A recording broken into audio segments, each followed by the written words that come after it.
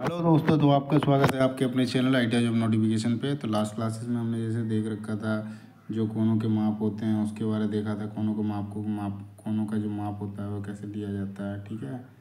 उसके बाद उसके जो ऊपर के उपकरण थे डिफरेंट डिफरेंट, जैसे आपका कॉम्बिनेशन सेट हो गया, बेवल प्रोटेक्टर हो गया, वर्नियर बेवल प्रोटेक्टर हो गया, बेवल प्रोटेक्टर हो गया, उसके यूजेस देखे थे। उसके बाद आपके सरफेस गेज का देखा था, जो एक मार्किंग टूल होता है, ठीक है। सरफेस गेज के बारे में देखा था, जो एक मार्किंग टूल होता है, उसके सारे पैरेलल लाइंस कौन है। उसके बाद उसके अलग अलग यूज़ देखे थे, ठीक है।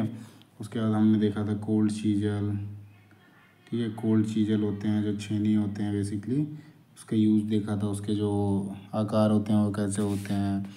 फिर उसके बाद उसके एंगल देखे थे, एंगल का जो छेनी निकाला जाता है जिसमें दो प्लेट होके इसका ऐसे करके आपका रैक एंगल वाला एंगल ऑफ इंक्रीशन, उसके बाद क्लियरेंस एंगल, ये सारे कुछ देखे थे, ठीक है। उसके तो आज हम देखेंगे अलग अलग, जिसमें ऑर्डिनरी डेप्थ गेज होगा, ठीक है, डेप्थ गेज होगा।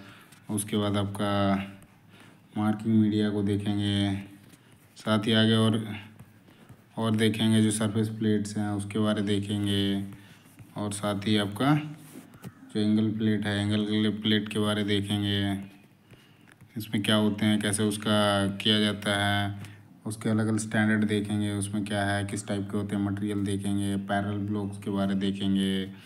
उसके बाद आपके जो पैरेलल ब्लॉक्स हो गए हैं उसके बाद थोड़े बहुत उसमें यहाँ तक देखेंगे, ठीक है। फिजिकल प्रॉपर्टी और मैकेनिकल प्रॉपर्टी ये बाद में देखेंगे, ठीक है। तो हम स्टार्ट करते हैं। ऑर्डिनरी डेप्थ गेज जो है वहाँ से सामान्य जो डेप्थ गेज होता है उससे यूज़ करते हैं, ठीक है। तो ये क्या होता है, साधारण गहराई जो होता है वो गहराई मापने का तो एक यंत्र है, ठीक है। ये आपका देखोगे, ये आपका ऑर्डिनरी डेप्थ गेज है, जो आपका साधारणतः क्या होता है यूज़, आपका डेप्थ जो होता है, गहराई जो होती है उसकी गहराई को नापने का जो एक यंत्र है, जिसमें क्या होता है, ये अर्ध सटीक होता है। इसका उपयोग जैसे इसका जो उपयोग होता है, स्लॉट हो गया, उसके बाद ग्रुप्स हो गए हैं, उसके बाद इनके जो गहराई होते हैं उनको मापने के लिए उपयोग किया जाता है। इसमें अलग अलग पार्ट होते हैं, जैसे ये 4 पार्ट दे रखे हैं। एक हो गया ये आपका बेस हो जाएगा, ये आपका लॉकिंग स्क्रू हो जाएगा, ठीक है।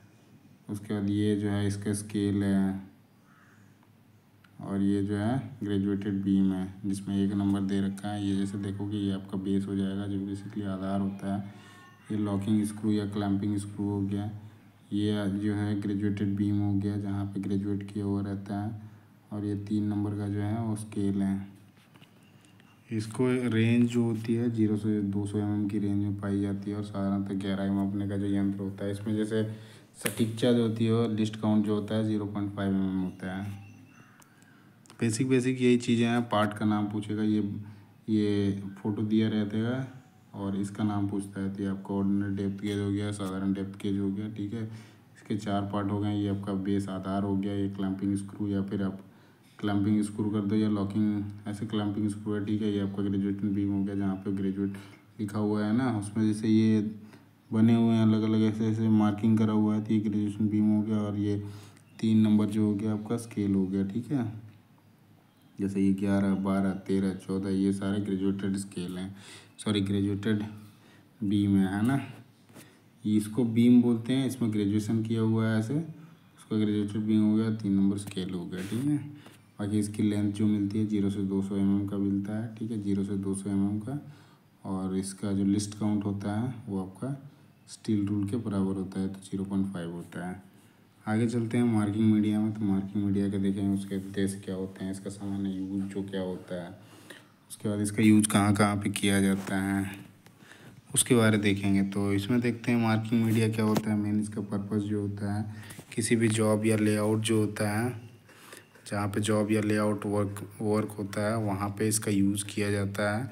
जो सरफेस जो होता है, जिस प्लेट पे या जिस जॉब पे हमको मार्किंग करनी है, तो वहाँ पे एक उसका लेयर खींचा जाता है, जिससे क्या होता है कि एक लेयर लगा दिया मार्किंग मीडिया का, जिससे क्या होगा, फिर उसको सूखने के बाद उसमें एक मार्किंग करने से क्या होती है, उस जहाँ आप मार्क करे हो उस चीज़ वो क्लियर विजिबल होगा। तो यही चीज़ यहाँ पे जैसे लाइनों को स्पष्ट और दृश्यमान दिखाया जा सके, जैसे marking layout of work piece के माध्यम से लेपित किया जाता है। तो से लेप लगा देगा इसके ऊपर में। उसके बाद जब वो उस पर मार्किंग करेगी तो वो जो पार्ट है, जो हमने एक मटेरियल यूज़ किया है, वो मटेरियल वहाँ से निकलेगा जहाँ पे मार्किंग की जाएगी, तो वहाँ प्रॉपर सरफेस बन जाएगा। ठीक है, तो उससे क्या होता है, पतली रेखाएं प्राप्त करने में सर्वोत्तम लेआउट और माध्यम का जो होता है चयन करना होता है, जिससे क्या होता है हम आसानी से उसको फिर फाइंड आउट कर सकते हैं कि हमारा जो मार्किंग है यहाँ पे हो गया। फिर आज आसानी से जॉब को जो भी आपको प्रोसीजर करना है, उसमें कटिंग करना है या हेक्सॉइंग करना है, सॉरी कटिंग करना है, या फिर आपको ड्रिलिंग करना है, उस चीज़ की आपकी मार्किंग हो जाने के बाद आप आसानी से कर सकते हो। अब मार्किंग मीडिया जो होते हैं अलग अलग टाइप के होते हैं, जिसमें आपका अलग अलग जो मार्किंग मीडिया है उसमें आपका वाइट वॉश होता है, पर्शियन ब्लू होता है, इसमें मार्किंग ब्लू लिख रखा है, मार्किंग ब्लू भी है, पर्शियन ब्लू भी है, कॉपर सल्फेट है, सेल्यूलोज लिकर है। तो सारे को एक एक करके जानेंगे। ठीक है, कहाँ पे इनके यूज़ हैं, किस तरह के मिलते हैं। ठीक है, सबसे पहले जो है वाइट वॉश के बारे में जानते हैं। तो वाइट वॉश जो होता है कई तरह से तैयार की जाती है, जिसमें से आपका चॉक पाउडर जो होता है, बेसिकली जो पेंसिल जैसे होते हैं ना, जो बोर्ड पे ब्लैक बोर्ड पे यूज़ करते हैं हम, तो उसमें जो चॉक पाउडर होता है उसके साथ भी हम पानी को मिश्रित करके, जैसे आपने ITI में किया होगा तो वहाँ पे चॉक पाउडर जो उसी को यूज़ करके आप लेपिंग करते होंगे, जो भी प्लेटें मिलती होंगी उस पर आप लेप करके फिर उसमें आप क्या करते होंगे, मार्किंग करते होंगे डिवाइडर की, या पैरेलल लाइन खींचने होंगे तो उसके लिए ये आपका वर्नियर कह रहा हूँ और लेग कैलिपर यूज़ करा होगा। फिर उसके साथ जैसे डिमांड होता है उसके हिसाब से आप उसको यूज़ करते हो। ठीक है, जहाँ पंचिंग करना हो पूरा का पूरा लेप करते हो, फिर उसके बाद पैरेलल लाइंस खींच के वहाँ पे मार्किंग करने का काम करते हो। ठीक है, डिवाइडर होता है आर्क खींचने के लिए, वैसे करके कर सकते हो। उसके बाद इसमें क्या होता है, मिथाइल स्पिरिट के साथ मिश्रित जो वाइट वॉश होता है उसको कहाँ कहाँ पे हम जैसे उसको तैयार करने के लिए किया जाता है, तो चॉक पाउडर के साथ पानी के साथ, चॉक पाउडर और पानी के साथ मिश्रित होता है। मिथाइल स्पिरिट जो होता है उसके साथ मिश्रित होता है। फिर तारपीन के साथ भी मिश्रित सफ़ेद लेड पाउडर होता है। ठीक है, अब इसका जो यूज़ है वाइट वॉश का, वो आपका फोर्जिंग शॉप में किया जाता है और कास्टिंग पर लगाया जाता है। ठीक है, इसका आप क्वेश्चन पूछा जाता है, जो वाइट वॉश जो यूज़ होता है मार्किंग मीडिया, वो कहाँ पे यूज़ होता है, तो ये जो होता है फोर्जिंग के लिए उपयोग होता है और साथ ही कास्टिंग के लिए यूज़ होता है। बाकी ये क्वेश्चन नहीं बनेंगे। ठीक है, बाकी नॉलेज के लिए है कि इसको जो बनाते हैं चॉक पाउडर पानी के साथ मिश्रित करते हैं, मिथाइल लेटेड जो स्पिरिट के साथ मिश्रित करके बनाते हैं, तारपीन के साथ में। पर क्वेश्चन जो बनता है वाइट वॉश का यूज़ कहाँ पे होता है, तो ये फोर्जिंग में होता है और कास्टिंग में होता है। आगे जैसे ये जॉब दे रखा है, ठीक है, इसमें जैसे ये उच्च सटीकता से, और जैसे वाइट वॉश को क्या करा, ऑक्सीकृत होने का मतलब उसको सूखने के बाद खुरदरे फोर्जिंग और कास्टिंग पर लगाया जाता है। ठीक है, इसको लगा दिया आप ही, फिर उसके बाद क्या करा, इसमें क्या है, उच्च सटीकता वर्क पीस के लिए सफ़ेदी की सिफारिश नहीं की जा सकती। अब इसमें कह रहा है वाइट वॉश जो होता है सर पे, वो सूख जाने के बाद क्या होता है, उसमें उच्च सटीकता से हाई एक्यूरेसी के साथ में फिर उसमें हम मार्किंग कर सकते हैं। ठीक है, उसके बाद क्या है, मार्किंग ब्लू है, तो नीला चित करना। तो नीला चित करना क्या होता है, एक रासायनिक डाई होता है, उसमें क्या होता है, वो नीले रंग का होता है, उसमें मिथाइलेटेड स्पिरिट होता है, स्पिरिट के साथ जो होता है मिश्रित वर्कपीस पर अंकन के लिए उपयोग किया जाता है, जो यथोचित मशीन सतह पर यूज किया जाता है। तो मशीन सरफेस जो होता है यहाँ पे यूज किया जाता है आपका मार्किंग ब्लू जो होता है, क्योंकि इससे तो सवाल बहुत कम बनते हैं, आपको पर्शियन ब्लू से सवाल ज़्यादा बनता है। बाकी जानकारी के लिए भी है कि जानना ज़रूरी है मार्किंग ब्लू के बारे।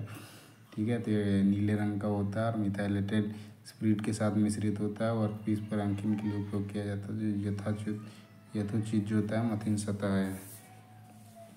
सतह पर यूज किया जाता है। वहीं सेम चीज़ होता है पर्शियन ब्लू में, ये हाई एक्यूरेसी में यूज किया जाता है। यहाँ पे जैसे दिया होगा, इसका उपयोग दरार मशीन और तैयार सतहों पर किया जाता है। ये बहुत स्पष्ट रेखाएं देगा, मतलब स्पष्ट रेखाएं जो है देखने में मदद करता है, जिससे फिर अन्य मार्किंग मीडिया की तुलना में सूखने में अधिक समय लेता है। यही अब क्या है, इसमें सवाल जो बनते हैं मार्किंग मीडिया से, तो ये क्या करता है कि ये सूखने में टाइम ज़्यादा लगाता है। ठीक है, इसके क्या क्या है डिसएडवांटेज, तो ये अब सूखने में ज़्यादा टाइम लगा। एडवांटेज क्या है, हाई एक्यूरेसी में ये चीज़ें मशीन सतह जो होती है, हाई सरफेस फिनिश में उसका यूज़ किया जाता है। ठीक है, बाकी मशीन सरफेसेस में इसका यूज़ किया जाता है, जैसे वॉल हो गए हैं आपके, स्पिंडल हो गया, जो टरबाइंस के स्पिंडल होते हैं उनमें यूज़ करा जाता है, गियर्स में यूज़ करा जाता है, जैसे आपका गियर के बियरिंग्स जो होते हैं, बियरिंग्स में इसके यूज़ करे जाते हैं। वहाँ पे हाई सरफेस फिनिश चेक करने के लिए। ये जैसे फिगर 2 में दिया हुआ है, तो यहाँ पे सरफेस पे क्या करा है, परसेंट ब्लू को लगा दिया, फिर उसके बाद मार्किंग कर दिया। ठीक है, अब कॉपर सल्फेट पे आते हैं। तो कॉपर सल्फेट जो होता है एक थोड़ा इसमें एसिडिक होता है, जिसके कारण ये थोड़ा इसमें ये थोड़ा एसिडिक होता है। तो इसको जो यूज़ करते हैं सवाल के लिए, सवाल के इसका उपयोग करना चाहिए। जैसे यही चीज़ यहाँ पे दिया हुआ है, कॉपर सल्फेट के पानी और नाइट्रिक एसिड की कुछ बूंदों को मिलाकर घोल तैयार किया जाता है। पानी और नाइट्रिक एसिड की जो होती है कुछ बूंदें, उसको मिलाकर घोल तैयार किया जाता है। कॉपर सल्फेट का जो उपयोग होता है फाइल या मशीन से तैयार सतहों पर किया जाता है। तो फाइलिंग या मशीन से तैयार सतह होते हैं, वहाँ पर यूज किया जाता है। और कॉपर सल्फेट क्या होता है, सतहों पर अच्छी तरह से चिपक जाता है। तो ये बढ़िया तरह से चिपक जाता है, लेकिन इसका जो मतलब डिसएडवांटेज क्या है, ये एसिडिक होता है। नेचर जो इसका है एसिडिक है, जिसके कारण इसमें हमको संभाल के काम करना है। ठीक है, कॉपर सल्फेट को सावधानी से संभालने की ज़रूरत है, क्योंकि ये जहरीला होता है। कॉपर सल्फेट कोटिंग को मार्किंग शुरू करने से पहले सूख जाना चाहिए। अब जैसे जब भी आप मार्किंग करते हो तो कॉपर सल्फेट क्या होता है, सूख जाना चाहिए, उसके बाद ही मार्किंग करना चाहिए, अन्यथा क्या होगा, वो जहरीला होता है। तो आपका जो स्क्रीन में आएगा टच में, तो वो आपको इम्पेक्ट करेगा हो सकता है बीमारी से। और साथ ही अन्यथा घोल जो है मार्किंग इस्तेमाल किएगा उपकरणों पर चिपक सकता है, तो उपकरण पर भी चिपक सकता है। ये भी इसकी डिसएडवांटेज है, मतलब हानि है। उसके बाद आते हैं सेल्यूलोज जो लीकर होता है। ठीक है, ये क्या होता है, अलग अलग कलर में पाया जाता है, अलग अलग रंगों में बनता है और बहुत जल्दी सूख जाता है। ठीक है, व्यावसायिक रूप से उपलब्ध अंकन माध्यम है। तो सेल्यूलोज लीकर में जल्दी जो सवाल आते हैं इसमें से आते हैं। तो इसमें आता है आपका डिफरेंट कलर में और आसानी से मिलने के लिए, मतलब बाज़ार में उपलब्ध होते हैं, वैसे सवाल करके आता है। तो आपका आएगा 2 क्वेश्चन यहाँ से बनते हैं। एक आपका व्यवसायिक, जैसे ये देख रखा है, और आसानी से मिल जाते हैं। दूसरा अलग अलग रंगों में बनता है, तो सेल्यूलोज लीकर होता है। पर्सियन ब्लू का मैंने बता दिया, जो हाई सरफेस फिनिश में होता है ज़रूरत। High surface finish machine sulphate जो होता है वहाँ पे यूज किया जाता है। मार्किंग ब्लू का भी वही है। और कॉपर सल्फेट जो होता है ये थोड़ा पॉइजनस होता है, जहरीला होता है। और सूखने का जो होता है ये थोड़ा सूखता भी जल्दी है। ठीक है, बाकी इसमें नाइट्रिक एसिड की कुछ बूंदें होती है, जिससे वो क्या होता है, जहरीला हो जाता है।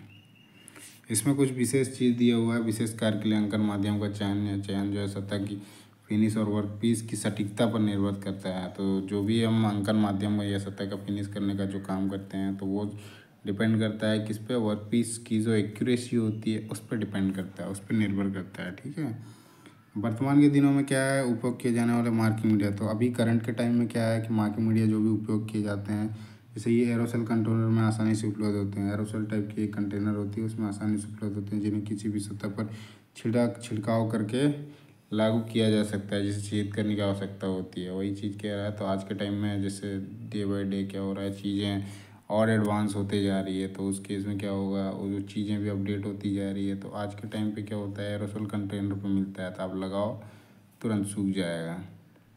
ठीक है, तो यही कह रहा है, सतह पर छिड़काव करने को लागू किया जा सकता है, जिसे छेद करने की आवश्यकता होती है। तो आप लगा के फिर उसको आसानी से चिन्ह, मतलब उसको पहचान कर सकते हो। ठीक है, वहीं आपका डाई स्याही को छेद करने के लिए जो होता है रेडीमेड समाधान, जो सटीक आयामों और स्पष्ट दृश्यमान रेखाओं को छेद करने के लिए त्वरित सुखाने और पतली परत है। तो डाई स्याही जो है उसको छेद करने के लिए रेडीमेड समाधान, जो सटीक आयामों और स्पष्ट दृश्यमान रेखाओं को छेद करने के लिए त्वरित सुखाने और पतली परत है। ठीक है, इसके अलावा क्या है, स्थायी मार्कर पेन अलग अलग में उपलब्ध हैं। उसके बाद रंग जो जल्दी सूखते हैं, और धातु, लकड़ी और प्लास्टिक के छोटे वर्कपीस के लिए उपयोग किए जाते हैं। तो छोटी छोटी लकड़ी या फिर जो रंग होते हैं वो क्या होते हैं, अलग अलग, वो जल्दी सूख जाते हैं। तो इनका जो उपयोग होता है प्लास्टिक के छोटे वर्कपीस के लिए उपयोग किया जाता है। आगे हम आते हैं तो सरफेस प्लेट में आते हैं। सरफेस प्लेट बेसिकली क्या होता है, जो आप मार्किंग करते हैं, तो मार्किंग करने के लिए क्या होता है, एक बेस की आवश्यकता होती है। तो सरफेस प्लेट वो बेस प्रोवाइड करता है। ठीक है, आधार प्रोवाइड करता है, जिससे आप वहाँ पे रख के चीज़ों के, जिस पे आपको मार्किंग करना है या लेआउट वर्क करना है, तो आप आसानी से उस पर कर सकते हो। तो इसकी आवश्यकता क्या है उसके बारे में देखेंगे, सामग्री कौन से सामग्री का बना होता है उसकी विशेषताएं देखेंगे, ठीक है। तो इसमें क्या है सरफेस प्लेट और उसके ज़रूरत क्या है उसके बारे में देखते हैं। तो जो सरफेस प्लेट होता है इसमें क्या करते हैं कि कोई भी चीज़ की विशेषताओं को चिन्हित किया जाना है जिसमें पूरी तरह से सपाट सतह, ये जो क्या होता है पूरा फ्लैट होता है, ठीक है। इसके साथ ही क्या होता है डेटम सतह होना आवश्यक है, जैसे ये या ये आपका डेटम सतह लिया जाएगा जिससे आपका पैरेलल लाइन हो जाएगा, तो आसानी से फिर आप कर सकते हो जो मार्किंग का है काम वो कर सकते हैं। जैसे इसमें डेटम सतहों का उपयोग करके चिन्हित करना जो पूरी तरह से सपाट नहीं है, इससे भी पता चल जाएगा कि सब जो फ्लैट पूरा नहीं है उसको भी आप कर सकते हो, ठीक है। परिणाम स्वरूप आयामी बेसिकली होता है डायमेंशन, ठीक है। आयाम जो होता है डायमेंशन होता है, आयामी शुद्धियाँ अशुद्धियाँ होंगी उसमें क्या होता है डायमेंशनल जो डिफेक्ट मिलेंगे, मतलब एक्यूरेसी क्या होता है उसमें एरर मिलेंगे, ठीक है। फिर वही मशीन शॉप में सबसे व्यापक रूप से इस्तेमाल की जाने वाले डेटम सतहों के सरफेस प्लेट और मार्किंग टेबल है। मार्किंग टेबल और सरफेस प्लेट में क्या होता है डेटम सतह होता है तो उसके पैरेलल लाइंस खींचे होते हैं, तो आसानी से आप वहाँ लगा के फिर मार्किंग करने में क्या होती है वो आसानी होती है। जैसे इसमें अलग अलग पार्ट के नाम दिए हुए हैं, ये जैसे आपका फ्लैट एरर आ गया, ठीक है। इसमें दिखा रहा है यहाँ पे 2 जगह फ्लैट एरर थी क्योंकि यहाँ पे ऐसे कटा हुआ है ना जिसके कारण ये फ्लैट एरर आ जाएगा। तो पूरा फ्लैट तो है नहीं सरफेस, तो उस पर एरर आ जाएगा। आप जॉब बैठाते हो यहाँ पे थोड़ा बहुत लेफ्ट राइट होता है, ये जैसे जॉब है, ठीक है। वर्क पीस लिख रखा है ये आपका जॉब है, इसको थोड़ा बहुत भी लेफ्ट राइट करोगे तो उसका एक्यूरेसी चला जाएगा, तो आपकी जॉब की फिर वो सही नहीं आएगी। वही चीज़ दे रखा है, इसका सेंटर लाइन निकाल रखा है जिस जॉब का रखा हुआ है, एक यहाँ पर ड्रिल है एक यहाँ पर ड्रिल है सेंटर, ठीक है। इसमें देखोगे स्पेसिफाइड हाइट है, सेंटर है मतलब यहाँ से लेकर सरफेस प्लेट के लेकर उसके डेटम सरफेस से लेकर इसके सेंटर तक का हाइट है ये, ठीक है। बाकी ये दे रखा है रिजल्टिंग एरर, दोनों के बीच में एरर कितना आ रहा है, एक ये है एक ये है, डिफरेंस के कारण कितना ज़्यादा एरर आ रहा है वो चीज़ का, ठीक है। इसलिए वो फ्लैट होना चाहिए बिल्कुल। अब देखते हैं सरफेस प्लेट का जो मटेरियल होता है और उसका कंस्ट्रक्शन होता है, तो ये बेसिकली आमतौर पर क्या होती है अच्छी गुणवत्ता का जो कास्ट आयरन होता है, कच्चा लोहा होता है उससे बनी होती है, ठीक है। जो क्या होती है विरूपण को रोकने के लिए तनाव से मुक्त होती है। तो ये क्या होती है कच्चे लोहे का बना होता है, ठीक है, कास्ट आयरन का बना होता है। जो ये आपका सरफेस प्लेट होता है वो कास्ट आयरन का बना होता है और अच्छी गुणवत्ता वाला कास्ट आयरन मतलब हाई क्वालिटी कास्ट आयरन का बना होता है। और इसमें क्या होता है विरूपण रोकने के लिए और तनाव से मुक्त होती है, ठीक है। जॉब की सतह को क्या होता है मशीनीकृत और स्क्रैप किया जाता है। जैसे क्या होता है उसको मशीनिंग करी जाती है और स्क्रैपिंग करी जाती है, जिससे क्या होता है कठोरता प्रदान करने के लिए नीचे की तरफ बाहरी रिब्ड होते हैं। ये जो दिए होते हैं ये आपके रिब्स होते हैं, उसको क्या होता है स्टडी मतलब स्ट्रेंथ प्रोवाइड करते हैं, जिससे क्या होगा इससे कोई अचानक से चोट मारेगा तो ऐसा ना हो कि टूट जाए। ऐसे जनरली कास्ट आयरन में क्या होता है वो टूट जाता है, अचानक से शॉक रेजिस्टेंस मिलता है तो उसको वो टूट जाता है। इसमें रिब्स लगे होते हैं तो उसको क्या होते हैं कठोरता प्रदान करते हैं, तो जल्दी उस चीज़ को थोड़ा बहुत एब्जॉर्ब कर सकता है, ठीक है। आगे जैसे देखते हैं तो समतल करने के लिए स्थिर और सुविधा के लिए 3 बिंदु निलंबित किया गया। अब 3 बिंदु दिया गया है इसमें, जैसे क्या होता है सुविधा या उद्देश्य समतल करने की स्थिरता में 3 बिंदु, जैसे मान लीजिए यहाँ पे जैसे दे रखे हैं, ठीक है। तो आप देखोगे तो एक इधर एक इधर एक इधर, अभी वो उल्टा साइड से दिखाएगा। तो यहाँ पे जैसे ये रिब्स हो गए हैं, ठीक है, ये आपका फ्लैट सरफेस हो गया, ये एक्यूरेटली स्क्रैप्ड फ्लैट सरफेस हो गया। फिर ये आपका ये एज हो गया और ये 3 पॉइंट सस्पेंशन और स्टेडीनेस, तो आपका मजबूती से पकड़ने के लिए जो एक इधर एक ऊपर दूसरी साइड मिलेगा, इस साइड नीचे मिलेगा, ठीक है। छोटी सतह की जो प्लेटों होती है, प्लेटों को क्या होता है बेंचों पर रखा जाता है। अब जैसे इसमें क्या होता है जो भी आपके सरफेस प्लेटेड होंगे जो छोटे साइज के होते हैं उसको क्या होता है बेंच पर रखा जाता है, जबकि जो बड़ी सतह वाली होती है उसको जो होता है आयरन स्टैंड पे रखा जाता है, ठीक है। सीधा यहाँ पे स्टैंड लिखा हुआ है तो आयरन स्टैंड पे होता है, ठीक है। अब देखते हैं आगे जो उपयोग की जाने वाली अन्य सामग्री है, और भी सरफेस प्लेट के जो सामग्री मतलब मटेरियल्स में बनाए जाते हैं उसमें जैसे ग्रेनाइट का उपयोग किया जाता है सरफेस प्लेट के निर्माण में। उसके बाद ग्रेनाइट सघन और स्थिर सामग्री है, ग्रेनाइट जो होता है सघन और स्थिर सामग्री है। ग्रेनाइट से बनी जो सतह की अपनी सटीकताएँ बनाए रखती है। अब ये क्या होता है कि अपनी जो एक्यूरेसी है वो बनाए रखती है। इसमें क्या होता है कि आपकी एक्यूरेसी यदि चली भी जाती है ना उस केस में भी आप इसको ग्राइंड करके या फिर मशीनिंग करके उसको वापसी ला सकते हैं। यही चीज़ लिखा है, भले सतह खरोच हो, इन सतहों पर गड़गड़ाहट नहीं बनती है। इसमें क्या होती है, गड़गड़ाहट नहीं बनती है। तो इसका उपयोग किया जाता है। जो सरफेस प्लेट होता है हाई क्वालिटी कास्ट आयरन के साथ ही आपका ग्रेनाइट से भी बनाया जाता है। अब आते हैं वर्गीकरण और क्लासिफिकेशन। तो ये तीन तरह के उपलब्ध होते हैं 3 ग्रेड में, 1, 2, 3 में। ठीक है, तीनों का अलग अलग है। जैसे ग्रेड 1 का जो होता है अन्य 2 से की तुलना में जो होता है अधिक जो एक्यूरेसी वाला होता है, तो ग्रेड 1 हो गया। ग्रेड 2 उसी तरह, ग्रेड 3 इसी तरह।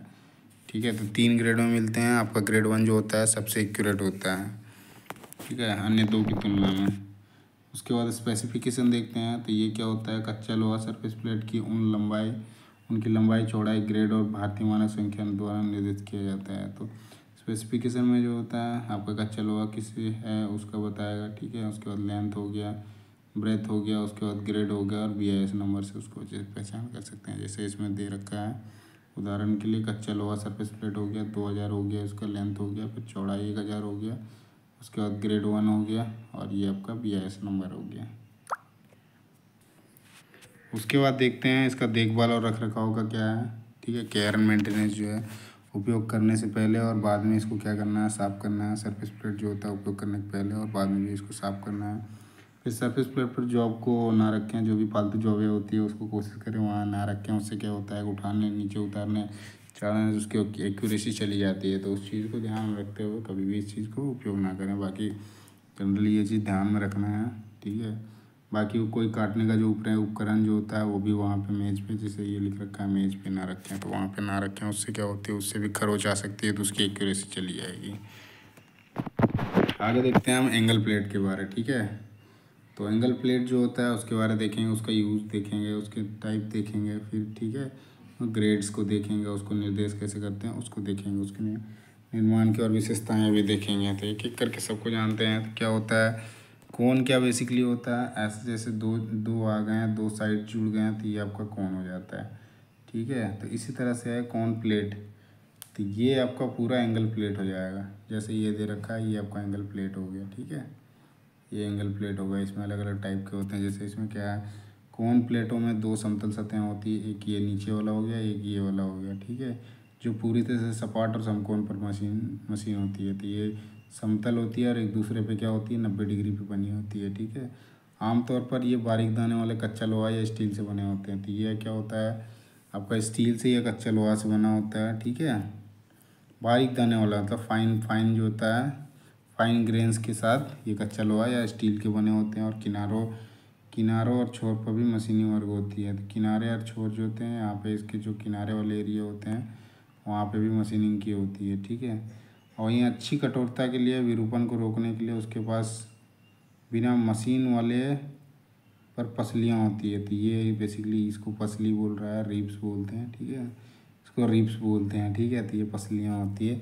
अच्छी कठोरता और विरूपण को रोकने के लिए, मतलब कठोरता बनाए रखने के लिए और टूटने से बचने के लिए यही चीज़ लगा होता है। उसमें 2 पसलियाँ होती है। ठीक है, अब जैसे टाइप देखते हैं, ये आपका जैसे देखो ये आपका रिब्स हो गए, यही आपको पसलियाँ कहते हैं। तो यहाँ पे मैंने ये दिखा दिया था।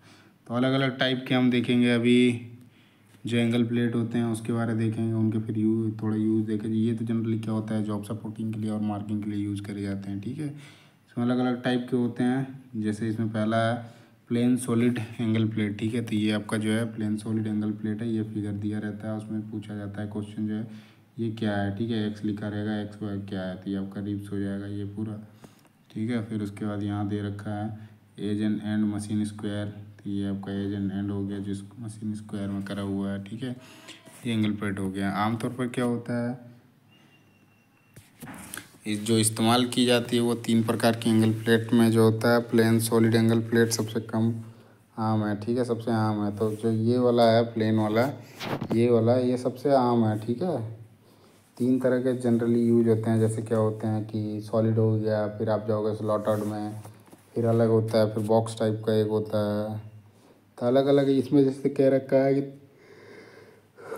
3 प्रकार की जो होती है, उसमें से ये जो है जो सॉलिड एंगल प्लेट है ये सबसे आम है। और इसमें इसकी 2 समतल सतहों से पूरी तरह से एक दूसरे पर 90 डिग्री पर मशीनीकृत होती है। तो ये वाला और ये वाला एक दूसरे पर कितना है, 90 डिग्री पर मशीनीकृत किया हुआ है। ठीक है, इस तरह के एंगल प्लेट लेआउट कार्य के दौरान वर्कपीस को सहारा देने में के लिए जो होता है उपयुक्त होता है। तो इस तरह के जो भी एंगल प्लेट होते हैं वो क्या कहते हैं, जहाँ भी लेआउट कार्य होता है उस टाइम पे जो होता है वर्कपीस को सपोर्ट देने के लिए क्या होते हैं, उपयुक्त होते हैं। ठीक है, इनका आकार जो होता है अपेक्षाकृत जो बाकी सबका होता है उसके अपेक्षाकृत ये छोटा होता है। ठीक है, वहीं दूसरा जो होता है स्लॉटेड एंगल, तो स्लॉटेड एंगल प्लेट, तो ये आपका स्लॉटेड एंगल प्लेट है। ठीक है, इसके बारे जानते हैं। तो इस प्रकार का जो कोन प्लेट होता है उसमें दो समतल सतह होती है और इसमें स्लॉट मिलते हैं। ठीक है, यह क्या होते हैं, प्लेट सॉलिड एंगल की जो प्लेट की तुलना में क्या होता है, आकार में थोड़ा सा बड़ा होता है। ठीक है, और साथ ही इसमें क्या होता है, स्लॉट बने होते हैं।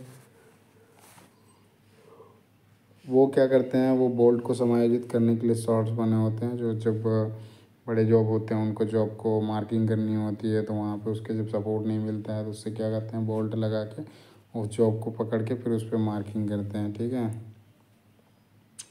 इसमें क्या लिख रखा है आगे, क्लैंपिंग बोल्ट को समायोजित करने के लिए स्लॉट को शीर्ष पर समतल सतहों पर मशीनीकृत किया जाता है। जहाँ पे बोल्ट को क्लैंप करने का जगह बना हुआ है वहाँ पे समतल सतहों पर क्या होता है, मशीनीकृत किया हुआ जाता है।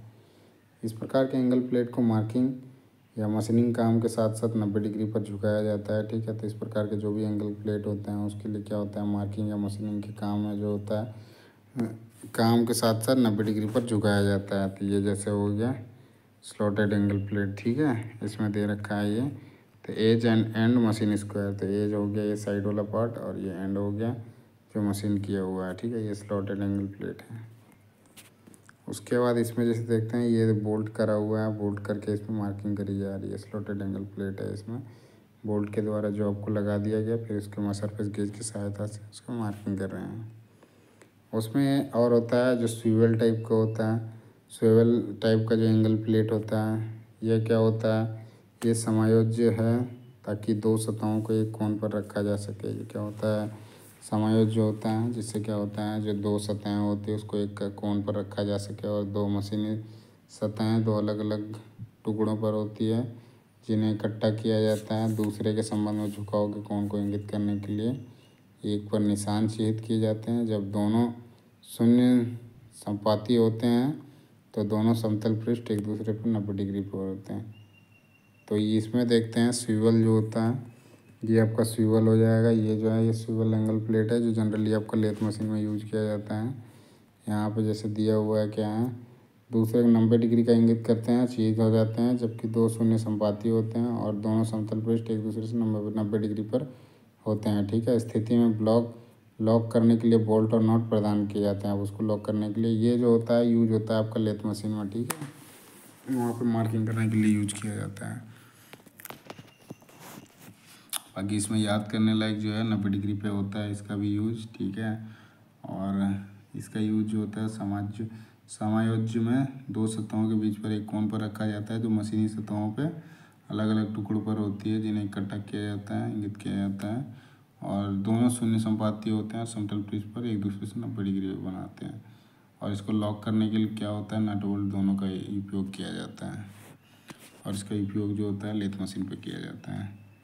वहीं आते हैं बॉक्स टाइप का जो एंगल प्लेट होता है वो क्या होता है, पूरे स्क्वायर शेप में होता है। ठीक है, ये आपका बॉक्स टाइप का हो गया, इसमें भी स्लॉटेड होते हैं, टी स्लॉट्स बने होते हैं और आपके ऐसे बोल्ट के लिए भी बने होते हैं। फिर बॉक्स टाइप का जो एंगल प्लेट होता है उसके बाद क्या होता है, अन्य कौन जो भी अन्य जो एंगल प्लेट होते हैं उनके समानानुप्रयोग हैं। सेटिंग के बाद क्या होता है, जॉब को आगे मार्किंग आउट या मशीनिंग को सक्षम करने वाले बॉक्स के साथ चालू किया जा सकता है। यह महत्वपूर्ण लाभ है, इसमें सभी फेस दूसरे के वर्गाकार होते हैं, एक दूसरे के जो होते हैं सारे फेस इसके स्क्वायर में होते हैं। ठीक है, और इसके भी जो एंगल होते हैं ये जैसे दे रखा है ये 90 डिग्री में ही है। इसके कुछ पार्ट के नाम देख लेते हैं। जो हमारा ये अपना स्विवल टाइप का है, इसमें ये एंगल प्लेट हो गया जो नट और बोल्ट के सहायता से ये जुड़ा हुआ है। ठीक है, उसके बाद ये फ्लैंज पाइप हो गया। ठीक है, ये हमारा बॉक्स टाइप का हो गया, बॉक्स टाइप का जो एंगल प्लेट है वो हो गया ऑल फेस मशीन स्क्वायर। ठीक है, उसके बाद यहाँ पे ये आपका टी स्लॉट हो गया और ये स्लॉट खाली हो जाएंगे। ये होते हैं ग्रेड, अलग अलग ग्रेड में पाए जाते हैं जिसमें दो तरह के होते हैं, ग्रेड 1 और ग्रेड 2 में। ठीक है, ग्रेड 1 का जो होता है वो अधिक सटीकता में पाया जाता है, और ग्रेड 2 का जो होता है कॉन प्लेट ग्रेड 2 की तुलना में थोड़ा कम सटीकता में पाया जाता है। ठीक है, तो कॉन प्लेटों के उपरोक्त 2 ग्रेड के अलावा निरीक्षण कार्य के लिए सटीक कॉन प्लेट जो हैं वो भी उपलब्ध हैं। ठीक है, तो ये ग्रेड्स जो होते हैं 2 ग्रेड्स में उपलब्ध होते हैं, 1 और 2 में, और जो 1 होता है वो ज़्यादा एक्यूरेसी में पाया जाए, ज़्यादा मतलब सटीक में पाया जाता है। बाकी बहुत अधिक सटीक जो है टूल रूम प्रकार के जॉब के लिए, अब जैसे ग्रेड 1 जो होता है ये टूल रूम के लिए होता है, और ग्रेड 2 जो होता है इसका कॉन प्लेट का उपयोग सामान्य मशीनिंग के वर्कशॉप के लिए किया जाता है। तो ग्रेड 1 आपका टूल रूम के लिए, और ग्रेड 2 जो होता है सामान्य यूज के लिए उपयोग किया जाता है। ठीक है, इसमें हम देखते हैं अलग अलग क्या है साइजेज़ में। साइज जो होता है कॉन प्लेट विभिन्न आकार जो है उसमें उपलब्ध होते हैं, और आकार संख्या में इंगित किए जाते हैं। जैसे तालिका 1 में दिया हुआ है, तो ये टेबल 1 है, इसमें दिया हुआ है। ठीक है, इसको भी देखेंगे हम। तो स्पेसिफिकेशन ऑफ एंगल प्लेट में क्या है, आकार जो है जैसे 6 ग्रेड 1 है। ठीक है, आकार तो 6 हैं और ग्रेड 1 है। जैसे इसमें बॉक्स प्लेट रूप में नामित किया गया है, तो बॉक्स कॉन प्लेट हो गया, फिर 6 ग्रेड हो गया, फिर आपका ये 1 आपका ग्रेड हो, सॉरी 6 जो हो गया आकार हो गया, फिर एक ग्रेड हो गया 1, उसके बाद ये IS नंबर हो गया। वहीं बी में जैसे देखते हैं आकार 2, तो ग्रेड 2 कॉन प्लेट को निर्मित करने के लिए, तो कॉन प्लेट 2 हो गया। ठीक है, कॉन प्लेट 2 हो गया, उसके बाद ग्रेड 2 हो गया, फिर उसके बाद IS नंबर हो गया। इसी में जैसे दिया हुआ है टेबल 1 में है, तो आकार संख्या 1 2 3 4, तो टोटल 10 दिए हुए हैं। इसमें लेंथ हो गया, ये ब्रेथ हो गया, और ये हाइट हो गया। ठीक है, तो जैसे आकार संख्या 9 में आते हैं, पूछा जाएगा क्वेश्चन का आकार संख्या जो 9 होता है उसका वो जैसे एंगल प्लेट होता है उसकी साइज़ बताओ, तो साइज़ हो जाएगी सीधी आकार नंबर 9 का जो है, तो लेंथ हो जाएगा 1500, ब्रेथ हो जाएगा 900, और हाइट हो जाएगा 1500। इसी तरह से बाकी सबका भी होगा, 2 का 3 का 4 का 5 का। ठीक है, आगे चलते हैं हम। तो केयर एंड मेंटेनेंस में देखेंगे, तो उपयोग करने के पहले और बाद में क्या होता है उसको साफ़ करें, और इस्तेमाल जैसे ही हो जाता है ख़त्म हो जाता है उसके बाद साफ़ करके क्या करना है, उस पर तेल लगा देना है। आगे देखते हैं हम पैरेलल ब्लॉक्स के बारे। ठीक है, तो पैरेलल ब्लॉक्स के जो यूज़ होते हैं उसके बारे देखेंगे। ठीक है, उसके उपयोग होते हैं उसको देखेंगे, उपयोग हो गया, फिर उसको निर्दिष्ट कैसे करना है, उसके हिस्सों के नाम को जानेंगे। ठीक है, और इसका उपयोग कैसे कैसे करना है उसके बारे में जानेंगे। ठीक है, तो पैरेलल ब्लॉक्स बेसिकली क्या होता है, वो पैरेलल शेप में होता है, जैसे ऐसे हो गया ये वाला लाइन और ये वाला लाइन, ये पैरेलल होगा। ठीक है, तो इसका उपयोग जो होता है आमतौर पर 2 प्रकार से होते हैं, जैसे ठोस समानताएं और समायोज्य समानताएं, मतलब आपका सॉलिड हो गया और एगो डिफरेंशियल हो गया। ठीक है, तो ये पैरेलल ब्लॉक्स बेसिकली जो पैरेलल सरफेस होते हैं वहाँ पे चेक करने के लिए इसका ही उपयोग किया जाता है। ठीक है, अब जैसे देखिए ठोस समांतर ब्लॉक में देखते हैं, ये समांतर का प्रकार है जो मशीन की वर्कशॉप के काम में बहुत अधिक उपयोग किया जाता है। जो सॉलिड पैरेलल वाला ब्लॉक है वो क्या होता है, मशीन शॉप में, जो मशीन शॉप होता है वहाँ पे इसका बहुत अधिक उपयोग किया जाता है। ये क्या होते हैं, आयताकार शेप में होते हैं, आयताकार इसका क्रॉस सेक्शन होता है। तो ये आपका आयताकार क्रॉस सेक्शन हो गया। ठीक है,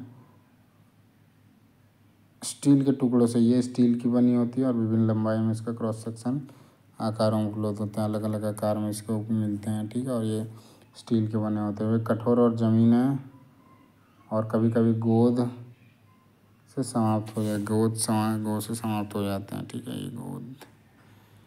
आगे देखते हैं जो समानताएं हैं सीमा को बंद करने के लिए जो तैयार की जाती है, वो पूरी लंबाई में क्या होती है, पूरी तरह से सपाट होती है, चौकोर होती है और समांतर होती है। ये समान आयामों में जोड़ों के बने होते हैं। अब जैसे क्या होते हैं, ये तो क्या हो गया, एक आपका आयताकार शेप में हो गया, साथ ही ये फ्लैट हो जाएगा, चौकोर हो जाएगा। ठीक है, और समांतर होती है, ये और ये एक दूसरे के समांतर होता है, और ये एक दूसरे के समांतर होते हैं। इसमें ग्रेड अलग अलग मिलते हैं, जैसे ये हो गया और बी ग्रेड में मिलती है। जो ए ग्रेड के होते हैं, 2 ग्रेड में जनरली मिलता है, जैसे ए और बी बता दिया। फिर उसके बाद ए ग्रेड का जो होता है वो आपका टूल रूम में यूज होता है। जो पैरेलल ब्लॉक्स होते हैं, ए ग्रेड का जो यूज होता है वो आपका टूल रूम में यूज होता है। वहीं ग्रेड बी का जो होता है वो मशीन शॉप में यूज होता है। तो ये जैसे पैरेलल ब्लॉक्स हैं। ठीक है, तो 2 पैरेलल ब्लॉक हैं, B1 और B1 करके दे रखा है, ये पेयर में होते हैं। ठीक है, parallel block with equal length with thickness. तो ये और ये दोनों समांतर हैं और सारे बराबर हैं, जिसे समरूपता कहते हैं ना। तो ये सब कुछ है, ठीक है।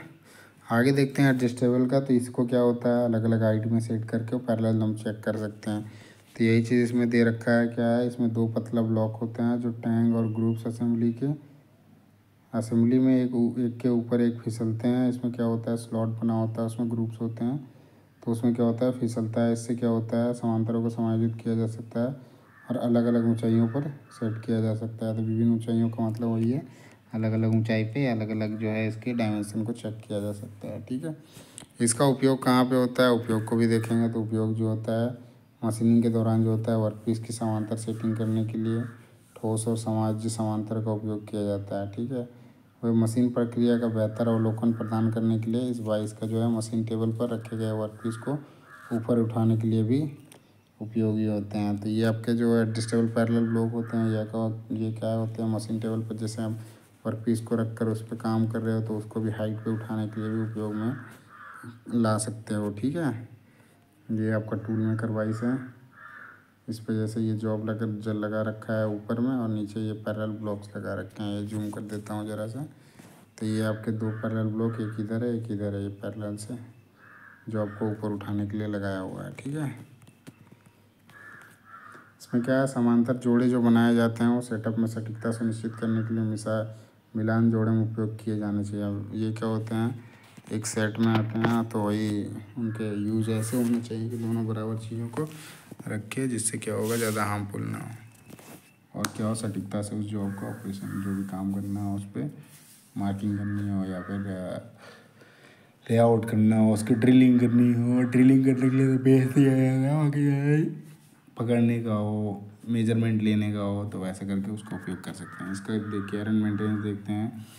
तो केयर एंड मेंटेनेंस में सेम चीज़ लगभग है। आपको स्टार्ट उसमें आप काम करने से पहले उसको सफाई कर लें और काम करने के बाद में भी उसको साफ़ करें। आज यदि काम ख़त्म हो गया है उसके बाद उसमें तेल लगाएं और जो भी पैरेलल ब्लॉक्स होते हैं उसको हैमर की तरह उपयोग नहीं करना चाहिए। उससे क्या होगा, उसका डैमेज हो सकता है, एक्यूरेसी चली जाएगी।